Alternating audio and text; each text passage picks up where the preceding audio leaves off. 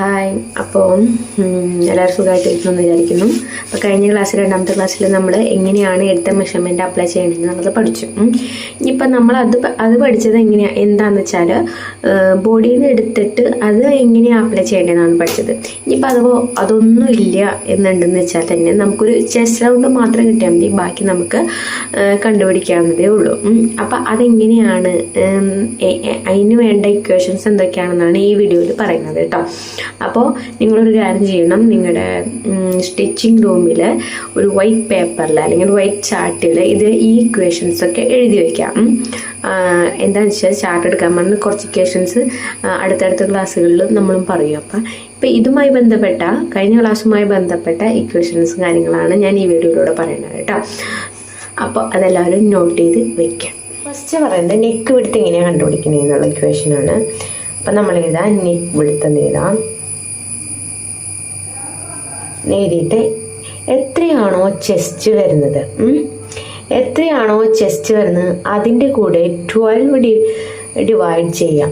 അപ്പോൾ കിട്ടുന്നത് എന്തോ അതാണ് എന്തെന്ന് പറയുന്നത് നമ്മുടെ നെക്ക് വിഡ്ത്ത്. ഫോർ എക്സാമ്പിൾ നിങ്ങൾ ഇങ്ങനെ ചെയ്ത് നോക്കണം. നിങ്ങളുടെ ചെസ്റ്റ് എത്രയാണെന്ന് നോക്കാം. ഇപ്പം ഞാൻ കഴിഞ്ഞ ക്ലാസ്സിൽ പറഞ്ഞ ആ സെയിം അളവ് തന്നെ പറയാം. 34 ആണ് ചെസ്റ്റ് വരുന്നതെങ്കിൽ 34 ഡിവൈഡഡ് ബൈ 12 ചെയ്യുമ്പോൾ എത്ര കിട്ടും നോക്കാം.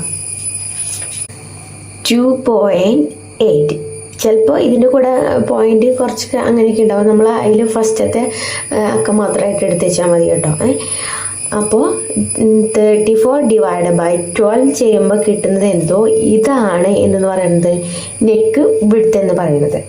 ഓക്കെ, മനസ്സിലായി എന്ന് വിചാരിക്കുന്നു കേട്ടോ. ഇനി രണ്ടാമത്തെ ഇക്വേഷൻ ആണ് നെക്ക് ഡെപ്ത്ത്. അപ്പോൾ എഴുതാം, നെക്ക് ഡെപ്ത്ത് എന്ന് എഴുതാം. എത്രയാണോ ചെസ്റ്റ് വരുന്നത് അതിൻ്റെ കൂടെ 8 ഡിവൈഡ് ചെയ്യുമ്പോൾ കിട്ടുന്നത് എന്തോ അതാണ് എന്തെന്ന് പറയുന്നത് നെക്ക് ഡെപ്ത്ത്.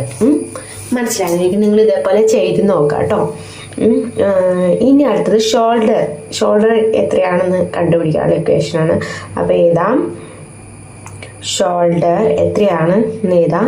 അപ്പം എത്രയാണ് ചെസ്റ്റ് വരുന്നത് അതേ ഡിവൈഡ് ബൈ 12 അത് തന്നെയാണ് എന്തെന്ന് പറയണത് ഷോൾഡർ എന്ന് പറയുമ്പോൾ നമ്മൾ ഞാൻ വരച്ചാൽ കാണിച്ചു തരാം കേട്ടോ. ക്ലാസ്സിൽ നമ്മൾ പറഞ്ഞില്ലേ, ഇതാണ് നെക്ക് വിഡ്ത്ത് എന്ന് പറയണത്, ഇതാണ് ഷോൾഡർ എന്ന് പറയണത്. മനസ്സിലായോ? അപ്പോൾ ഇതായിരിക്കും ഇത് മനസ്സിലായെന്ന് വിചാരിക്കുന്നു. ഇനി അടുത്തത് ആം ഹോൾ കണ്ടുവെത്തേണ്ട ഇക്വേഷനാണ്. അപ്പോൾ ഇവിടെ എഴുതാം,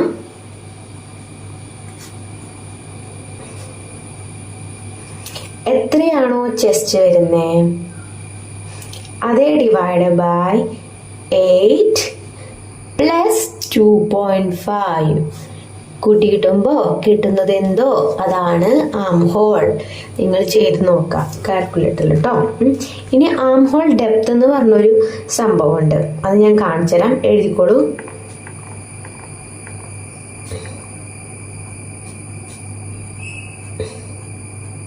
അത് ഇന്നലത്തെ ക്ലാസ്സിൽ ഞാൻ പറഞ്ഞില്ല.